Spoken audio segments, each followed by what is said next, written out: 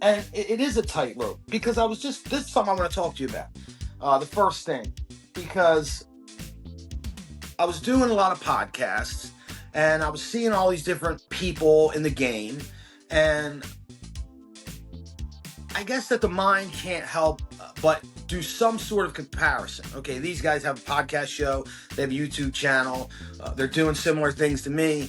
And I start seeing like all these people that are on a similar level as me. I'm like, they have assistants, they're emailing me with their assistants, they have producers that are producing their shows, they have social media managers, and it's really cool. And I'm not saying anything negative about them, but I did have a moment of like being proud of myself. I go, I do this all by myself, man. And I'm just on the same level as these guys. So I'm also reading my book. I love it. How to Be Somebody, How to Cultivate the Inner Garden. And it's talking about how pride is one of the most dangerous of vices. But I think that there is that tightrope. And what is the difference between pride, being prideful, or being proud, which I believe is okay. I believe that we should be proud of our behavior or of our acts. But it is that tightrope of pride. And I said this before on a show about the difference between confidence and arrogance. How confidence is loud or arrogance is loud and obnoxious, but confidence is quiet. I mean, especially when the confidence is God given, because you have a certainty about certain things. Like no matter how bad things get, they're going to be okay. You have that confidence, and that's good. Arrogance is bad, and in this instance, pride is bad, but I believe being proud is okay. And I could be wrong. You could totally shatter my theory on this. But I'm proud to be an American. I'm proud to be a husband. I'm proud to be a father. I'm proud to do what I do. And then when I see things like that, I go, because a lot of times I'm down on myself. So when I see something like that, like, man, these guys got all this help and they're not really doing much better than you, like, that made me proud.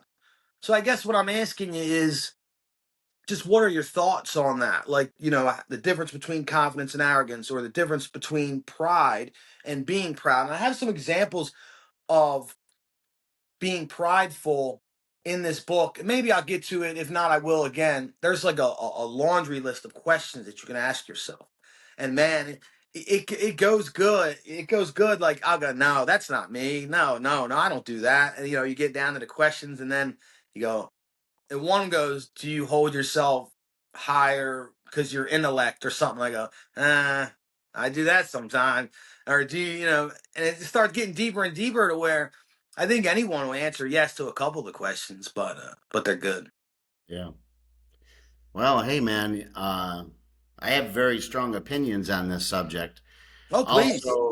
But I also am always trying to figure them out. I mean, so I want to say that, somebody could make an argument about this or talk about pride and feeling proud, and they could sway me one way or the other. And I listen to them because I've often talked to God a lot about this and myself and with other people. So I don't know. I have some thoughts on it, and maybe we can kind of figure it out from there. Sure. One thing I recently asked myself, this is just recently, I've been thinking a lot about this lately, which is kind of funny you bring it up. I was talking to another friend of mine too about it. I'm thinking through the whole Bible, and I can't think of one time in the whole Bible that God made a big deal out of something that somebody did. I was trying to figure it out. Like, he doesn't like say, oh man, this guy had the greatest voice. I'm so excited about how good you can sing. Or you were the strongest person in the world. Or you were like, this person was the greatest craftsman ever. Or, man, this person was so rich. I'm so proud of him. God just, I can't think of anybody in the Bible that God ever says anything like he praises someone for being great Talented. talented Yeah. or doing something great. Hmm. He only ever praises people for being faithful. For when people put God above their own needs and desires. That's the only time he ever does it. So that's got to tell you something. I mean, that's got to be something. You know, you look at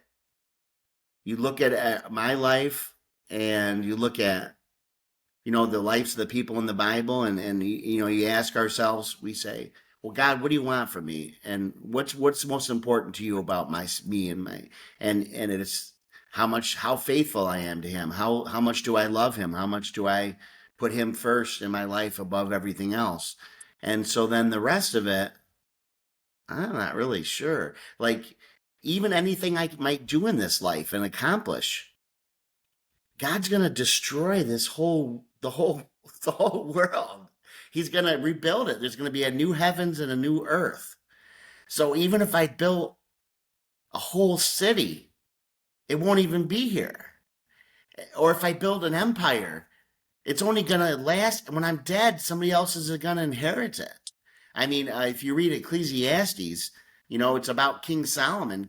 Solomon was the richest man in the world ever, out of anybody, and he was the wisest. And he did everything everybody could possibly do. He accomplished everything that he ever wanted to accomplish. Did everything, even bad things, that he ever wanted to do. And he came out of it and said, it's not really, doesn't really mean anything. It's all perishing. Nothing's new. We don't ever even do anything that's new. We all have these great ideas, but try to name one idea that isn't inspired by a previous idea.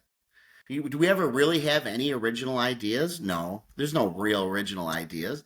Do we ever Well, really, you can come to it without knowing that it exists, and in that way, it's kind of in that original. way, in some ways, but I mean, you still lived a life full of influences, full of things that contributed to those thoughts. And then also, even in the Bible, like when God wanted his tabernacle made, and I think this was in Exodus, and he wanted all the different things made. He supernaturally gave certain people powers to be able to be master craftsmen. When I was fiddling around with materialism and nihilism, and trying to say, what is it like to live without God and completely, Mhm. I came to the conclusion there was no free will, and also there was no reason to be excited or be happy, be proud of anything I did, because either 50% of what everything I am is genetics, and 50% of everything I am is how I was brought up and where I was raised. So, I mean, if I have the ability to be a great singer, they've looked at people's throats and the ability, and it's a genetic trait. I mean, you could practice, but to actually have a certain potential, it's not even anything to do with you. But yet we have American Idol with all these talented people, and we just go, oh, I'm gonna cry because you're so amazing and so beautiful. Like, it's unbelievable. It's disgusting. We even bring our kids to beauty pageants and these things. They bring these kids and parade them out there, and Yeah. everybody's so excited about what people achieve, and they have nothing to do with it. Some of it's natural ability. Some of it's you had a parent that actually spent some time with you and taught you how to practice. I mean, some people don't have that. I mean, I've been racking my brain to try to figure out. And then you got the things we're proud of. What are we really looking for?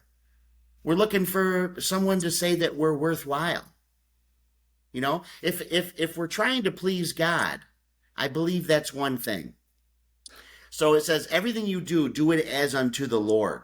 So Hmm. if say I'm working at my place of business, and I really try my very best, and I go the extra mile, and I don't steal from the company, and I don't waste their time on the clock, and I do the very best job I can do, and I'm doing it, one, so I can get promoted, so I can have more money to support my family, and that's great. But if I'm doing it also to say, well, Lord, I want to make you proud of me. I want to portray myself as a good Christian, and I'm doing that. Then I feel it's good to realize that you've done something good. It's like discernment. You know how we said judging is bad, but discernment is good. Maybe it's the same with pride. Say I did something good because the Lord gave me the ability to do it, and I did what he wanted me to do with it, with my time and my energy and my money, and I feel good about that. Say you give money to people, nobody even knows you're doing it. You're helping people out. You're giving money to charities, or you're helping your church, And you say, and you feel good about that. You're proud of that. You feel good about it because you know you did what God would want you to do with your time, your money, and your talent. I think that's good to feel good about that. But pride denotes this idea that somehow your specialness is something to be applauded, or something to be exclaimed, or something to take glory. God doesn't care about our glory, even though he does glorify us in the Bible. But we don't ever want to take God's glory, you know? And to say I'm so great because I'm this way is almost saying not giving God glory about it. Matter of fact, in the New Testament, in the book of Acts, there was a very powerful king. He wasn't Jewish. He was over the Jewish people, and he was an enemy of the Jews, and he was persecuting the Paul and the Christians. And he did this speech, right? And he was up there speaking, and it was so good that people in the crowd were saying, "He's not a man, he's a god. He's not a man, he's a god," because he was such a good speaker. So this guy, he didn't say, "No, no, I'm not God. I'm not God. Don't say that." He didn't say anything. So afterward, God cursed him, and like worms came out of his mouth, and he died. Like, because he stole God's glory. He actually literally was like, I'm like, he didn't tell them that I'm not a god. He didn't downplay it. He just took the glory. So that's an example of what God thinks of man's glory. Even people that don't believe in God, the talent and the abilities they have, and everything they have, the opportunities, the world, everything they've grown up in, it's all created by God, and God should get the glory for everything. There was a Latin phrase, and I can't remember it now. I just looked it up the other day, but I can't remember it. But all the great composers like Bach and Mozart, all these guys that created these unbelievable symphonies, and even if you don't like classical music, you got to admit, like that stuff's Yeah. crazy. They would always sign their works at the bottom, "To God the glory alone." Mm. Some of these guys, because they didn't ever want the idea that somehow what they created was their ability, or their something special about them. To God the glory alone. If you paint a beautiful painting, to God the glory alone. If you get promoted at work, and you're great at your job, to God the glory alone. So, let's say pride, or being proud of something, on one end is wanting the world's applause, wanting validation from the world, wanting the people to think that you have value or meaning because of what you've done. And I believe that's a trap. I believe it's wrong. I believe it's dangerous. And because even if you suck at podcasting, God still loves you. Even if even if you can't sing, you can't sing worth a bean, hill of beans. Even if you're not a great carpenter, even if you're not physically attractive, even if you're not really charismatic, God still loves you, and you have ultimate value because God created you, and you're going to be with Him forever. And if the world rejects you and everything, God would never do that. So to take pride in anything that we have and done that's natural, and want the world to applaud us, or want validation from the world, is a real trap, and it's useless, and it actually is against seeking God and His righteousness. It's contrary to that. It counters everything we're trying to do. But we don't have to be friggin' idiots.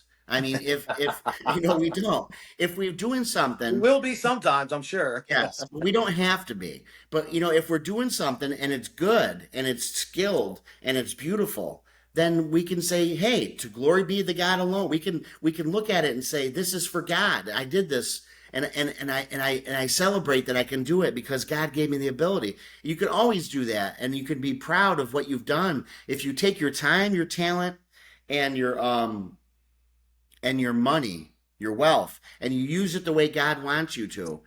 It's okay to feel good about that. You'd be ridiculous not to.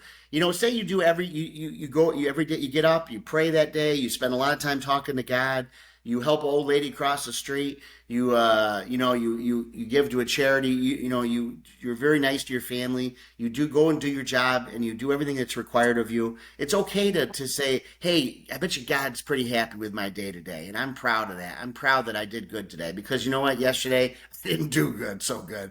So it's good because if you're always down on yourself, oh, I'm just a worm. I can't do anything good. I'm useless. God can't do nothing. Then you're just going to get worse, and God doesn't honor that. God doesn't honor false humility. He doesn't honor our wallowing and our being wallowing. And believe me, I wallow a lot. I could have pity parties all the time. But I'm saying he doesn't honor that. That's not how he wants us to be. Groveling worms. If we're good at carpentry, if we're good at podcasting, if we're good at music, it's okay to say I'm good at this, and I'm good because God gave me the ability, and because God gave me the opportunity to practice at it, and I'm good, and I give God all the glory for it. So I think and the scripture occurred to me when you were talking to it, and I said this before, but it says, Paul said, whatever's true, whatever's noble, whatever's just, whatever's pure, whatever's lovely, whatever is admirable, if any virtue, if anything praiseworthy, meditate on these things. So it's good to understand what's good, and true and lovely and admirable. It's makes sense to be able to recognize in our life and in the world what is good and what is valuable, and to meditate on these things because they have value. But to take them over to the pride thing, I think that's very dangerous. And millions of people a year kill themselves in this world. Why? Because they don't think they have any value and they think their life is completely hopeless. Maybe they've lost their job, they lost their wife, they lost their family, they lost the society's approval. They lost their status, and they don't feel like they're worth anything. Well, that comes with pride. Having all that pride about and wanting the world to clap you on the back. You're setting yourself up because the world can pull that away. Satan will do this thing where he'll make you feel terrible about what you don't have or what you can't do, and he'll make you feel so bad and see if he can get you to give up. Now, if you don't, he might give you everything you ever wanted and all the world's approval, and wait until you built your whole life on top of that, and then he'll pull the rug out from underneath you. That's what he does. So if you're building yourself up for this great and the whole world's patting you on the back, someday it might all collapse. I mean, all be pulled away. And then what will you have? So don't build your house and your life on pride, because. So I hope that answers the question between the two.